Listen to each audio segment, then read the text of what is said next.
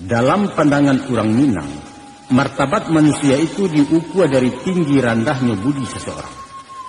Prestasi hanyalah menupang harkat, bukan penentu dari nilai sebuah pribadi.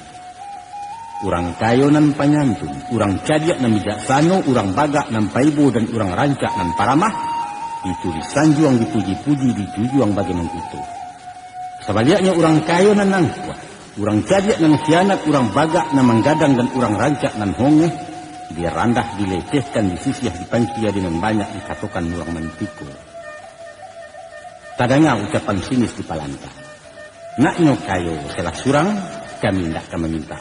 Kok cadiak kami tidak akan bertanya, kok bagak kami tidak akan mengadu, kok rancak kami tidak akan meniru. Coba pikir. Rusak binasonya masyarakat ulah dik nan kayo na ibu surang.